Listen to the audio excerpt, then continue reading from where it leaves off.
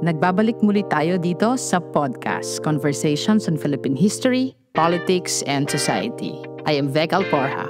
I am Lee Candelaria. At ako si Joselito Ebro. Heto tayo ngayon sa isa na namang bagong episode ng Bagay-Bagay, Philippine Life Through Objects, kung saan binabalikan natin ang iba't ibang mga pang-araw-araw na bagay na bahagi at humubog sa ating kasaysayan at kultura. Today, ang pag-uusapan natin, malamang, meron ka nito nung high school ka at naghahanda ka sa mga entrance exam. Yes. Actually, it's something yellow, hexagonal, and absolutely essential. Hindi lang sa nag-entrance exam actually, kundi pati sa mga private school students na may paskantron, no? Or actually, kahit public school. Kasi it's something we use when we started learning how to write, no? At ito nga, yung Mongol number 2 pencil. Number 2 ha? Ayun, at bilang isang guro, relate ako dyan. Kasi maraming ako niyan eh. Pero hindi dahil bumibili ako. Pero maraming estudyante ko kasi nakakawala. At marami sa lost and found. So nasa kwarto lang. Pero yung iba naman na nagkukuha pa rin nila. And sakto sa season na, kasi entrance exam season. Like UPCAT. Yes. Naalala niyo po ba yung mga entrance exam experiences niyo? Yes, especially this Mongol number 2 pencil. Kasi I think yung sinasabi nga, minimum na 2 pencils dapat yung dala, no? Para meron kang spare. Pero ang dala ko yata nun ay 5. Okay. No? Kasama yung napakarami kong tsokolate na baon. Diba? Para sigurado kasi, UPCAT lang yung tinik ko entrance exam. Pag mabagsak ako doon, out of school youth ako noon. Ay, ikabagsak mo pa yung kakulangan ng Mongol number 2, 5 oras kaya yung exam na yun. Oo, true. Ako yung high school ko, meron na kaming pa-entrance exam eh. So, naalala ko ang nasa guidelines ay H1B pencil. Tapos ako nun as like grade 6 ako, ano yung H1B pencil? Or Mongol number 2. So, meron akong Mongol number 2. Tapos, yun nga, dalawa din yung hinihingi nila. Nung papunta ko dun sa school to take the entrance exam, meron ako nakita isang bata who's taking the exam with me. Tapos, meron siyang dalang plastic envelope. Tapos parang 7 yata yung dala niyang pencil. Sabi ko, dami naman kayo. Parang dagdag sa kaba mo eh. Kapag sabi ko, kulong mo yung dala kong pencil. Ano gagawin namin dito? Baka nagbebenta na rin siya. Baka, kasi may mga nakaiwan, no? Enterprising pala.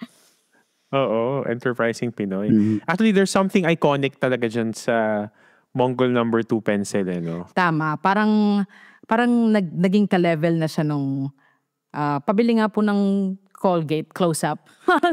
Diba? Parang ginagamit na siya as common noun. Like, pahiram ng Mongol, basically sa school, diba? Pero what you really meant was pahiram ng pencil, not necessarily Mongol. Dahil sa sobrang pagiging iconic niya, talagang generic term na siya. It's now used as a common noun. So, parang iba-iba tayo ng gamit. Pero ang galing kasi unifying experience siya sa lahat. So, yung paggamit ng lapis na yan. So, mula sa unang pagsulat ng pangalan, hanggang sa entrance exam at malamang pati sa board exams, no? Lahat tayo parang dumadaan sa ganyang experience. So, for this episode, let's sharpen our memories and dive deep into the story of this iconic yellow pencil that's marked millions of Filipino lives. Sige, simulan natin yung discussion natin about the Mongol number 2 pencil, about what makes it so distinctive. First off, I think sobrang identifying quality nitong lapis na ito ay yung pagiging kulay dilaw niya, no? And it's so yellow, parang nagmumura siya na dilaw ako, no? Kapag nakakakita ako niyan, naaalala ko yung back to school days, no, nung bata ka, na ako, I'm always excited kapag magjo-June na, tapos mamimili kami ng mga school supplies, no? At isa sa mga laging binibili ko noon is a small box of this, I think like 10 pieces yata, na Mongol pencils, Mongol number 2 pencils. And grabe yung excitement ko nun for new things eh, na may bago kang gamit, no? At makakapagsulat ka and all sa bagong papel, ganyan. So it's really nostalgic for me. No? Going to National Bookstore or yung malapit kasi sa bahay namin nun ay Expressions. No? At masaya mag-shopping. Tama, kapag talaga estudyante ka dati, di ba? Like, isa sa mga pinaka-exciting na bagay na nangyayari sa buhay mo, yung namimili ka ng bagong school supplies. At syempre, tulad ng sinabi nila, kasama lagi dyan, ang bagong Mongol number 2. So, ang sarap sa feeling ng bagong tasang pencil. Ang sarap niya gamitin, di ba? Pero ang naalala ko dati yung tatay ko, tatasan niya yung pencil ko using a knife kaysa pantasa. Sabi niya mas matibay daw kasi yung lead ng lapis kapag tasang kutsilyo. Na totoo naman, di ba? Oo. Yes, oo. Yung sa akin, yung sa part ng amoy. Special lagi yung start of the year. Kasi parang for me, bagong simula siya. And ayun, parang every year, gaya rin yung nabanggit ni Vec, nililook forward ko rin yung pasukan dahil sa lapis. At iba pang gamit na bago, syempre. So yung classic na Mongol pencil, yung Mongol number 2, it has that hexagonal shape, which is actually quite practical and actually really, really smart. Kasi hexagonal siya para hindi siya gumulong sa mesa. Kailan ko lang yung na-gets na, kaya pala hindi lang simpleng, cylinder shape yung lapis para hindi siya gumulong. At mahalaga yun, di ba? Kasi kapag exam, one of the last things that you'd want to happen to you is for your pencil to roll off your desk. Tapos maputol yung tasa, di ba? So, sobrang hassle. It breaks your focus and concentration. Tapos pagkitingin na ka pa ng mga tao. So, I think sobrang helpful na hexagonal siya. Tapos ngayon ko lang realize, kaya pala yung Apple Pencil, at least yung, di ba, meron siyang flat na side. Yes. Para hindi siya gumulong. At syempre, para may attach sa iPad. Dumikit. Anyway, baka ginaya nila yung idea sa Mongol number 2. Pati rin yung grip, no? I'd say comfortable siya. Kasi not too thick, not too thin. Parang perfect para sa kamay ng mga bata. Although may jumbo version din na appropriate for the younger generation or younger kids. And even a triangular trio version. Pero yung classic hexagonal, yan talaga yung iconic, no, na Mongol. Yeah, and of course the lead, no, yung pencil lead. I think nabanggit na natin kanina, no, na I think what makes a Mongol number 2 pencil is it's kind of like smooth to write, no? And it doesn't really smudge easily. And mahalaga yun kapag nag-exams, lalo na para walang stray marks, hindi nagsasmudge easily kapag napunasan ng daliri, no?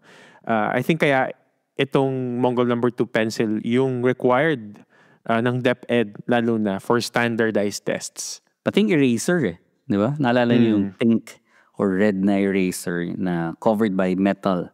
Kinakagat pa yan namin dati. Pati ng mga kaklase ko kapag bored kami sa klase. Saka alala ko yung iba pudpud na as in wala na yung yung eraser pero very pa rin useful yung lapis. So talagang yung ginagawa namin nun kapag pudpud na siya, parang didiinan mo lang siya.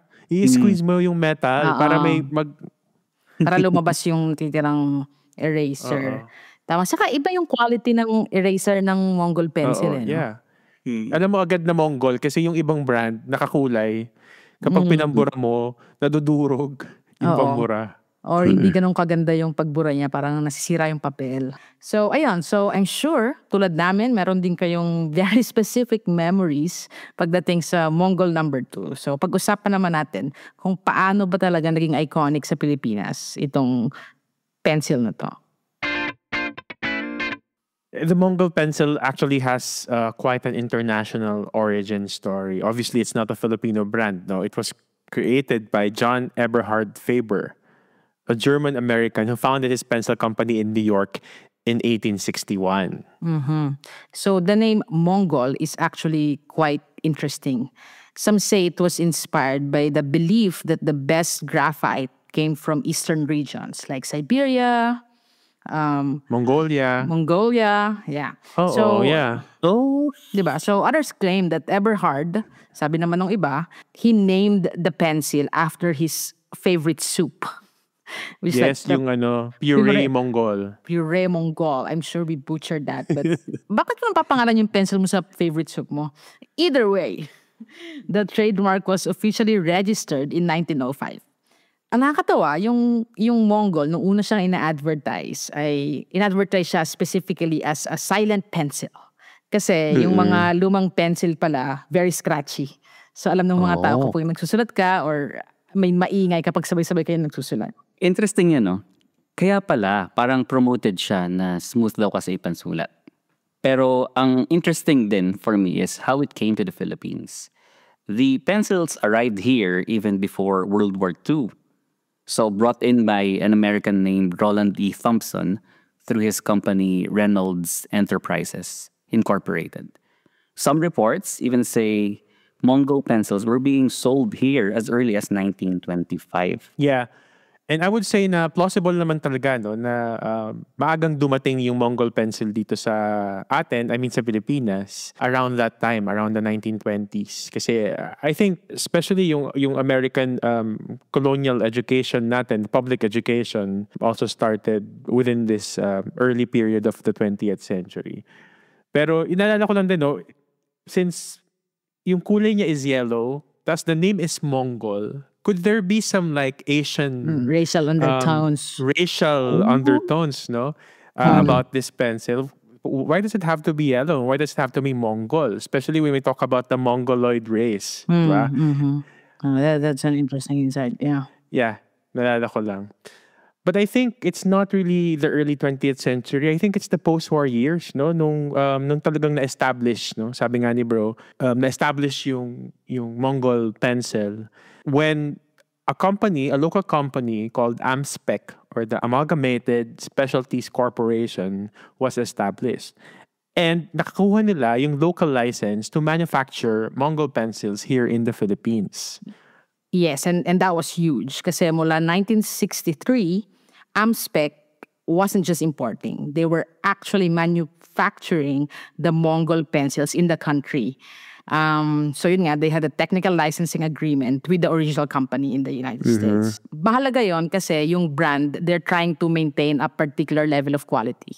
So kahit na minamanufacture sa Pilipinas, hindi na siya imported, meron pa ring quality standard na dapat ay akma doon sa standard ng Eberhard Faber USA. So at dahil din doon, dahil locally manufactured na siya, mas lalong naging widely produced and therefore mas lalong naging mura. At hindi lang sa production, no? Kasi pati pala sa marketing.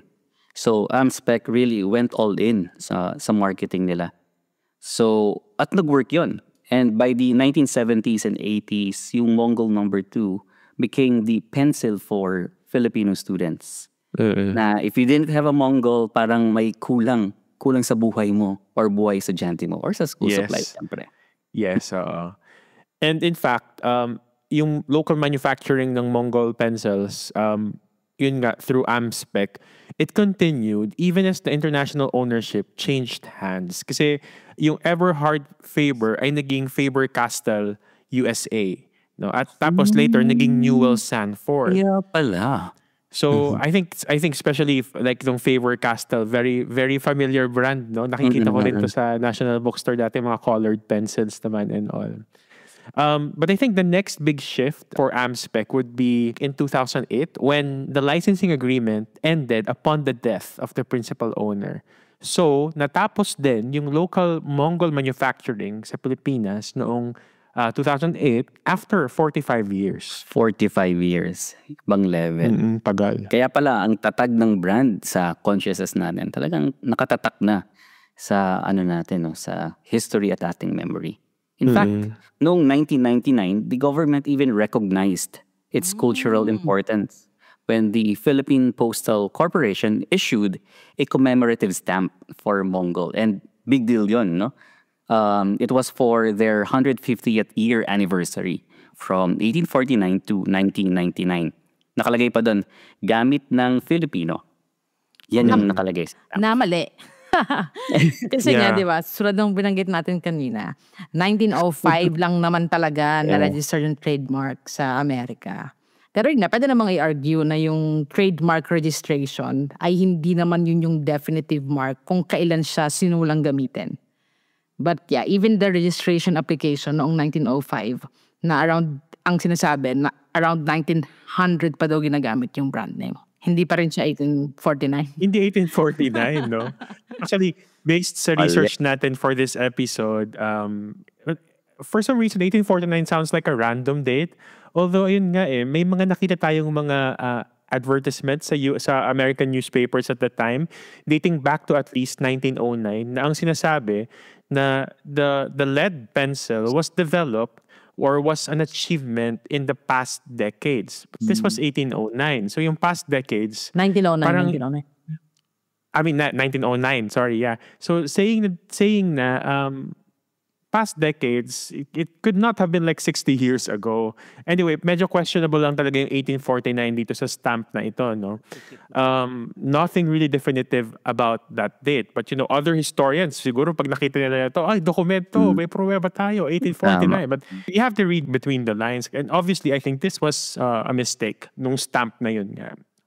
Anyway, back to our story, no? Unfortunately, natapos yung local Mongol production around 2008. But the story doesn't really end there. Kasi Star Paper Corporation took over distribution. So initially, Star Paper brought in Venezuelan-made Mongols. Pero may hysteria daw dito kasi 2009, 2011, people noticed na yung mark na made in the Philippines, nawala. So yung speculation ay the production might have shifted to China. So it's actually unclear where exactly today's Mongol pencils are made. Star Paper continues to distribute them, but the manufacturing origin isn't prominently advertised anymore. Galing no, kasi parang palipat-lipat, kumbaga. At maraming kwento na umiikot about it. And interesting how the pencil survived that major transition from local icon to imported product, but still maintained its market dominance. At very familiar talaga yung mga Pinoy. Ibig sabihin lang, talagang embedded ito sa kultura natin. Yeah, and I think even Star Paper has been smart about maintaining the brand's Filipino identity. Naalala ko nung around 2010, nung namatay si Cory, naging presidente si Noynoy, Star Paper even released a special edition Mongol pencils where nakalagay yung I am Ninoy, I am Cory. No, nauso yan dati. May mga yellow shirts pa nga, di ba, na I am Ninoy. At tas yung iconic glasses din yung design, iconic diba? glasses. Yes. So I think meron din doon sa special edition Mongol number 2 pencils. So and I think yung proceeds noon ay napunta doon sa Ninoy and Cory Aquino Foundation or something. So it's kind of like really uses this marketing strategy na nakakonect sa Filipino icons din. Yeah, it's brilliant kasi dilaw, di ba? So yung yellow. Yes. Yellow na very iconic for Cory Aquino's campaign and her presidency. So, dilawan. Dilawan, literal to Mongol pencil. So, ayan. Sakto kasi at the time, yun yung mga panahon na nagbabago, yung ownership at mukhang imported na rin yung lapis. Now let's talk about what makes the Mongol pencil more than just a writing tool. And I think the most obvious sign of its cultural impact would be, well, for one, it's become the generic term for pencils in the Philippines. And I think mga practices surrounding it na medyo parang ibang level na siya, di ba? Like, I remember yung pamangkin ko dati, nagpapatasan ng lapis sa akin kasi matalino daw ako. At pag matalino raw yung nagtasan ng lapis at ginamit mo pang exam, tatalino ka din. Di ba mga ganyan mga ganyang tradition dati, no? Ito yung mas recent. Itong, I think last year, 2 years ago, kailangan daw baliin yung pencil after nung exam. Tapos meron pa, I think during UPCAT, merong yung mga takers, they left their pencils, their broken pencils kay Oble para daw makabasa sila. So, una sa lahat, sayang yung pencil, saka kalat. Yes, so diba? Actually, naalala ko din na ginawa yan kahit sa UST after nung USTET, na binabali, tas nilalagay dun sa mouth ng tiger para daw makapasa. No? Ang weird. Nakita ko yun sa social media and I think mas common yung pinapabless yung lapis. I think sa mga sa St. Jude. Yes. Sa Mendiola. But I think yung mga rituals na yan indicates that the pencil became almost talismanic. Especially in academic context. Kumbaga, hindi lang siya tool. Bahagi siya ng masasabing emotional experience ng Filipino education. Yeah, and memory especially from childhood, no? At ako, I think, hindi ko makakalimutan, pati yung mga kapatid kong, kung nakikinig man sila, no, yung mga bunso kong kapatid, kasi talagang kapag, nung tinuturuan sila magsulat, ng abakada, magbasa, yung mom namin, may lapis yan siya na panghampas ng daliri. Oh my God. Mga mali. Na ganyan. Kaya, I remember witnessing that. And ako meron din akong somehow emotional memory with a pencil. Kasi I remember when I was in kindergarten, I was crying kasi habang-haba ako sa pangalan ko. Hindi ko siya John Lee lang. matapos. Well, Candelaria is quite long. Pati middle name kasi pinapasulat. So, ang haba talaga niya. So, I remember, umiiyak ako. Hawak-hawak yung pencil na yan. Kasi I'm struggling to finish it. And when I went home, nagreklamo ako sa tatay ko na, bakit kasi ang haba ng pangalan natin? Pero yun, some point somehow, no, for many Filipinos, it's the pencil that we learned how to write with, how to read with. So, bahagi talaga siya ng ating memories. At kung emotional experience yung pag-uusapan, maraming mga kabataang Pilipino or maraming Pilipino in general ay merong literal na permanent mark ng Mongol pencil. Kasi di ba kapag nasaksa ka ng lapis, yes. nung bata True, ka, oo. ando na, I mean, meron ako, hindi ako nasaksak ng lapis dati. Awa ng Diyos. O yung ninaksak? Pero meron, hindi Joke rin. lang. I vehemently deny na naksak ako ng pencil. Pero di ba, kapag sinaksak ka ng pencil, yung lead, habang buhay na yun sa balat mo. So maraming mga remembrance. ma-embed siya. Yung mga tao na, dito, sinaksak ako ng pencil dati dyan. Tapos hanggang ngayon nandun pa. Yan ang Mongol, yung kahalagahan ng Mongol number 2 sa kultura natin. So literal na naka-embed sa ating mga katawan. Where do we stand now, no, with the Mongol pencil today? I mean, it's still widely available, no, and we're happy about that. You can find it in National Bookstore. Actually, speaking of National Bookstore, nung umuwi ako sa Pilipinas itong nakaraan, napadaan ako sa National Bookstore, tapos parang hindi talaga siya bookstore, parang na lang siyang school supply store, no? But at least, dati ko nakitang pencils doon, no, na binibenta. Pero alam niyo ba, recently, nalaman ko na may mga fake Mongols pala. Kasi, I think sumasabay sa pangalan or sa brand. Dahil sikat eh.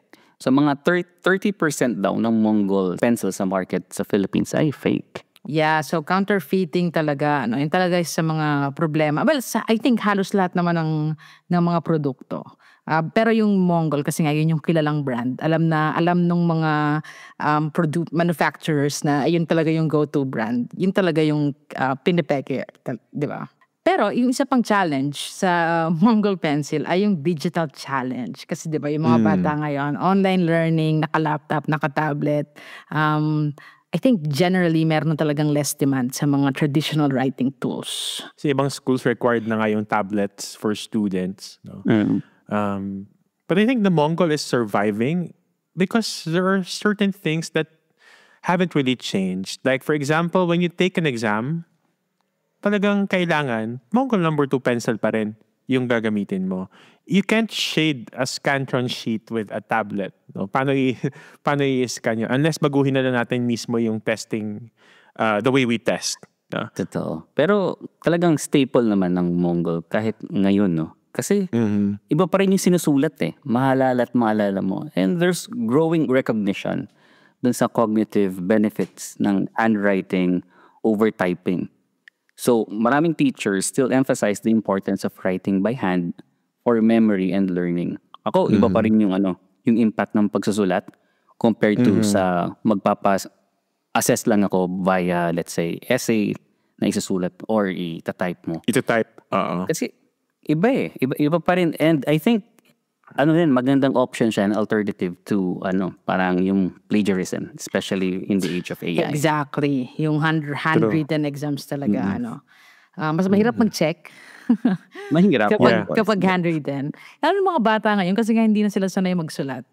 Ako, hindi naman maganda, pangat yung sulat kamay ko, pero... yung mga bata ngayon medyo malala. Kasi nagtuturo ako so nababasa ko pa rin. So ngayon, yung current Mongol pencils, they're trying to appeal to a different side by saying that they have sustainable features, or yung mga kahoy na ginagamit daw ay eco-friendly or sustainably sourced, mga ganyan. Yeah, so ating mga listeners, no, na mga mag-entrance exam, wag niyong baliin yung pencil after gamitin. If hindi nyo nagagamitin, i-donate nyo. Di ba? Pwede naman, di ba? Kasi inisip ko rin, if it's something is imported, there's also its carbon footprint, no? hindi na kasi locally made nga yung pencil eh. It's something we import, no? Yeah. Unlike before na yung mga AmSpec Mongol pencils na dito ginawa, hindi siya kailangang i-transport. Yeah, so wag aksaya, wag mag-aksaya. Tsaka I think isa pang aspect no yung emergence ka ng local competitors kasi after nung mawala yung license ng AmSpec, nag-launch sila ng sarili nilang pencil, yung T-pencil, no? But to be honest, no, none of these have achieved the cultural penetration of Mongol. So when parents buy school supplies for their children, at ako, kapag nagkaanak na ako, I think bibilang ko pa rin siya ng Mongol kasi that's something nostalgic for me and something would make me happy to see my child using that as well, no? That yellow pencil. Tama. So yun talaga yung kumbaga advantage ng mga brand na talagang kakabit na ng nostalgia ng consumers, ano. So the pencil still works well for its intended purpose, but also there's no denying the powerful role of such an object to our collective memory. Every parent buying Mongols for their child is perhaps partly reliving their own school days. Kasi nga, di ba, ganun nga yung gagawin ni Lee eh. Mongol yung bibili niya kasi brand loyalty. Yeah, true. Oo, yeah. Ihahampasin ko rin yung kamay. Hindi, joke lang. Break the cycle. Ikaw yung hahampasin. Yeah. Anyway, that's all for our episode on the Mongol number 2 pencil. So from an American invention to a Philippine institution, talagang naka-carve na, naka-mark na sa ating national consciousness itong Mongol number 2 pencil. Totoo naman, no? Talagang napakasimpleng bagay, lapis, pero kahit sa ang sulok ng Pilipinas, kahit umattend ka ng public school or private school, meron kang, alam mo, di ba? Meron kang particular attachment dun sa hexagonal yellow pencil na yan. In our next episode, we'll be exploring another significant object in Philippine life.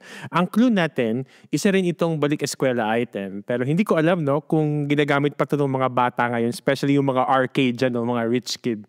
Siguro tayong mga millennials and older, baka mas makarelate pa tayo. Pero yun lang yung clue natin for now. Yes, so school supply, bahagi ulit ng ating school supplies at nostalgic ulit. So abangan nyo yan. For now, don't forget to follow us on our social media accounts and visit our website, podcast.org, for more resources and other content. Until next time, this has been Podcast, Conversations on Philippine History, Politics, and Society. As always, have a good day.